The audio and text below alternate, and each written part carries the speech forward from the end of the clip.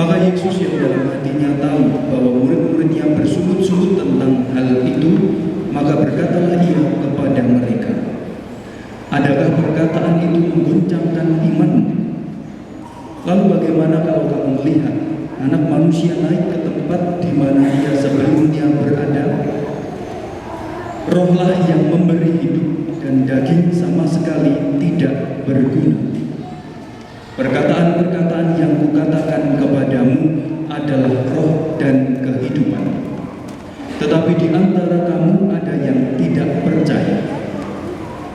Sebab Yesus tahu dari semula siapa yang tidak percaya dan siapa yang akan menyerahkannya. Maka Yesus berkata kembali, Sebab itu telah kukatakan kepadamu, tidak ada seorang pun dapat datang kepadaku kalau Bapa tidak mengaruniakannya kepadanya." Mulai saat itu banyak murid mengundurkan diri dan tidak lagi mengikuti Yesus. Maka kata Yesus kepada ke-12 muridnya, "Apakah kamu tidak mau pergi juga?" Jawab Simon Petrus kepadanya, "Tuhan, kepada siapakah kami akan pergi? Sabdamu adalah sabda hidup yang abadi. Kami telah percaya dan kami tahu bahwa Engkaulah yang kudus dari Allah." Berbahagialah orang yang mendengarkan sabda Tuhan dan tekun melaksanakannya.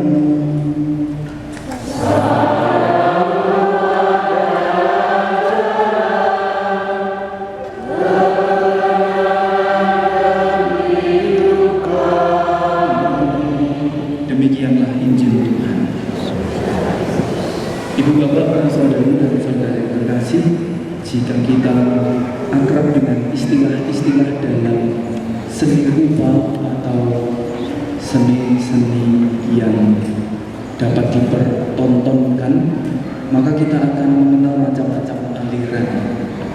Entah itu aliran kubisme, kalau gambarnya itu kotak-kotak, atau aliran surrealisme, aliran naturalisme, abstrak, dan macam-macam. Dan kalau bagi saya, kalau kita mencoba melihat bahwa kehidupan umat beriman Kristiani, terutama gereja Katolik, pun dapat diumpamakan sebagai representasi dari seni itu sendiri. Tetapi aliran seninya bukan surrealisme atau aliran-aliran yang sudah dikenal. Tetapi bagi saya sendiri, mohon maaf kalau istilahnya tidak cukup berkenan. Tetapi sejauh saya bergaul dengan banyak Kristiani, banyak orang Katolik terutama, maka aliran seni hidup jemaat Kristiani yang akan saya katakan adalah kita punya aliran tersendiri. Aliran yang saya maksud adalah reduksionisme. Bapak Ibu berksuk, reduksi.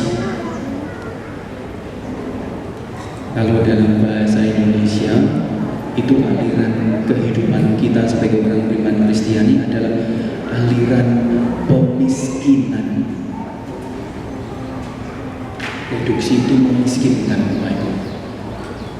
Kenapa saya mengatakan itu? Gagasannya sederhana.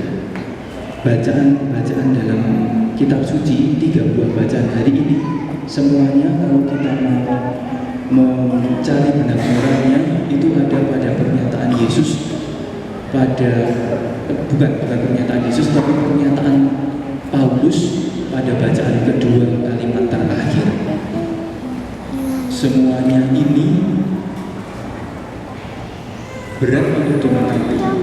Maka Paulus mengatakannya dengan kata-kata, rahasia ini sungguh besar, yang kumaksudkan adalah hubungan Kristus dengan gerejanya. Ibu bapak, mengapa saya mengatakan orang-orang beriman Kristiani, terutama orang-orang Katolik, mengikuti aliran reduksionisme atau aliran pemiskinan? Gagasannya sederhana. Sebagai orang-orang beriman Kristiani, kita tidak lagi suka membaca. entah kasanah dalam gereja Katolik, entah kasanah dalam tradisi gereja pada umumnya. Sangat jarang kita membaca kitab suci pribadi. Sangat jarang lagi kita membaca rumusan iman. Bahkan mungkin kita tidak lagi tahu ada buku yang judulnya Iman Katolik. Mungkin kita juga tidak tahu lagi ada buku yang namanya Imitatio Christi, buku tahun 60-an yang berkisah tentang bagaimana sebagai orang beriman Kristiani kita harus mengikuti Kristus. Itu yang saya maksudkan, kita ternyata sebagai orang beriman mengalami reduksi. Karena sebagai orang beriman Kristiani, senyatanya kita lebih suka mentaati, menuruti, merepetisi, mengulangi apa yang dikatakan pastornya.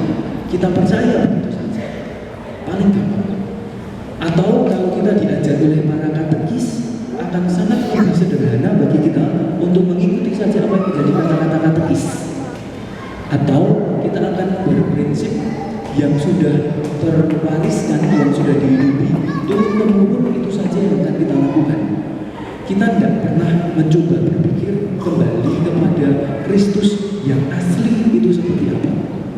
Karena gagasannya untuk mengenali Kristus yang asli, maka yang menjadi persoalan adalah kita harus mengenal Kristus dalam pengalaman hidup saya sehari-hari. Artinya saya harus menemukan pengalaman berjumpa dengan Yesus itu setiap hari. Bahkan ketika kita mengalami peristiwa menerima komuni, saya yakin tidak banyak yang dalam penerimaan komuni kita berpikir ini Kristus sendiri yang saya santap.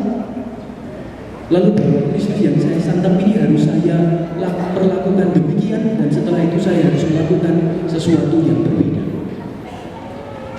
Saya yakin tidak lagi banyak orang beriman Kristiani, terutama Katolik, ketika menerima tubuh dan darah Kristus, setelah itu hidupnya kembali berbeda, kembali berapi, kembali memiliki visi yang sangat luar biasa dalam kehidupannya. Yang ditemukan adalah setelah menerima komuni, setelah pulang dari gereja, kehidupannya biasa-biasa saja, sama seperti sedia. Ibu bapak, saudari-saudari kasih, hari ini bacaan-bacaan kitab suci mengajak kita untuk menyaksikan kembali gereja itu. Kalau menurut bacaan Injil, gereja itu gak ada gunanya. Karena Yesus sendiri mengatakan, mana yang dijatuhkan Tuhan dari surga untuk orang Israel selama 40 tahun itu tidak ada maknanya, tidak berarti apa-apa. Yang berarti adalah aku, karena roti yang diturunkan dari surga adalah aku sendiri. Yesus kan mengatakan itu.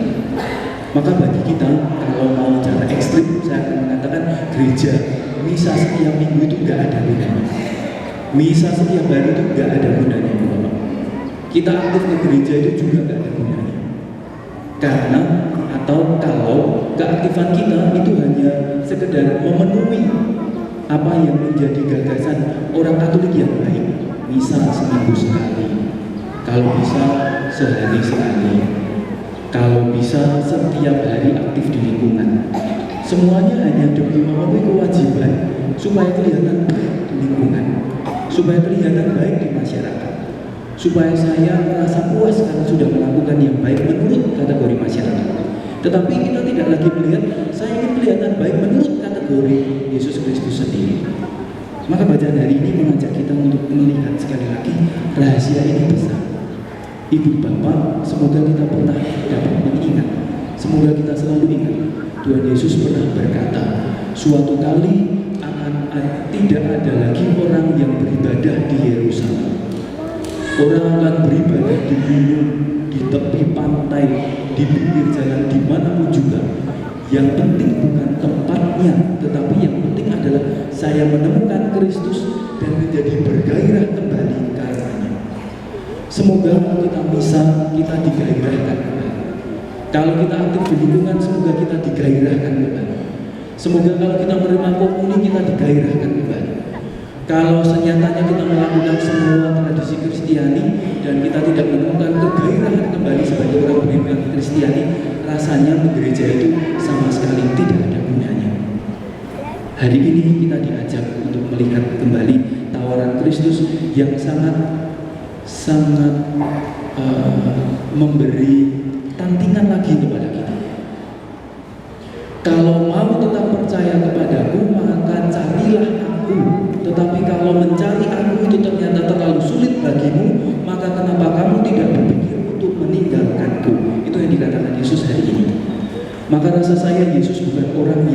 ingin mencari jumlah,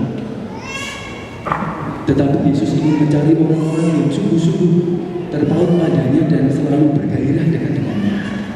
Maka semoga kita termasuk orang-orang yang mendekat padanya karena menemukan gairah padanya, bukan sekedar orang yang sudah dipuaskan karena sekurang-kurangnya kita beragama, sekurang-kurangnya kita sesuai dengan kapasitas kategori yang dituntutkan pemerintah, bahwa setiap warga negara harus beragama.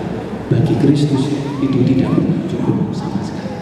Kalau kita hanya cukup beragama, sekali lagi aliran kita aliran kemiskinan, pemiskinan.